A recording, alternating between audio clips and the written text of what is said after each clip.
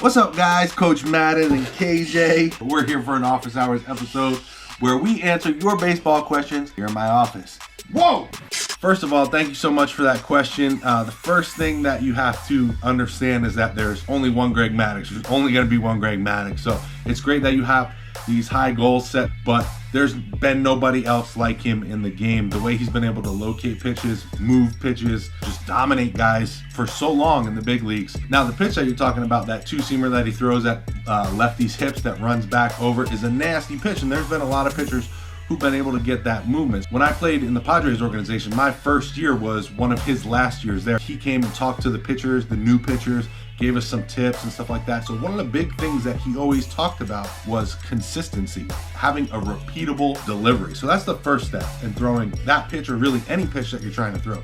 Because if you can repeat your delivery and you know exactly what you're doing in your motion, then the pitches are going to be repeatable. They're going to be consistent in the zone where you're trying to throw them, right? So if you understand your body and have control over your body down the mound, then it's going to be a lot easier for you to execute pitches on a consistent basis.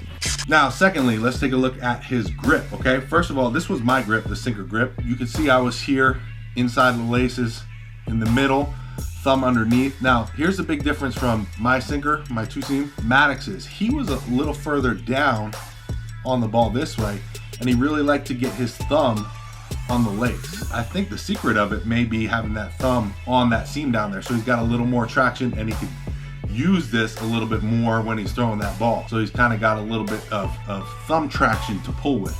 And he had a little more space between his fingers. I don't know if that was on purpose or he maybe has skinnier fingers than I do. I have, pretty fat fingers, so it looks like I'm filling up both those laces, but I'm actually hooking on this lace. So that could be one thing. But the other very interesting thing that Maddux did that I learned when I was playing with him was that when he was warming up before a game, he would never tell his catcher what pitch was coming. So he would just start throwing all different pitches, and he would know how his pitches were working that day by the reaction of the catcher. Meaning if the catcher was seeing it and moving well and catching it, then he knew his pitches weren't working that well. He wanted them to be deceptive. So not only did he want that movement, but he didn't want the batter, and in this case, the catcher, to know it was happening. So if the catcher was like, whoa, and real late and stabbing at balls, then he knew his pitches were working. So he knew what pitches were working that day before he even got into the game. And that goes back again to being consistent, having repeatable mechanics, and just making that pitch be deceptive, not showing that you're trying to get that much movement. Because, a pitch is easy to hit. If it's a big, long frisbee slider or something, like guys think like, whoa, that pitch moved this much. But if they can see it the whole time, that's a lot easier to hit than something that looks like a fastball and then cuts it, sinks this way or cuts that way. You know what I'm saying?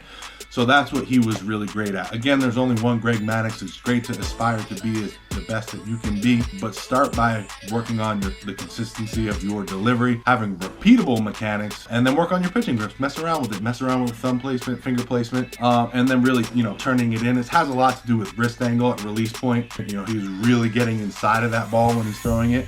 If you watch some video, you can see him. That pitch is just nasty. I know exactly what you're talking about when he throws it right at those lefties' hips. It makes him jump back. Catcher doesn't move. Strike three. Sucker. See you later. I hope you guys like this video. If you guys want more pitching grips videos or tips on pitching, leave a comment down below. Let me know what you want to see, and I'll make those videos for you.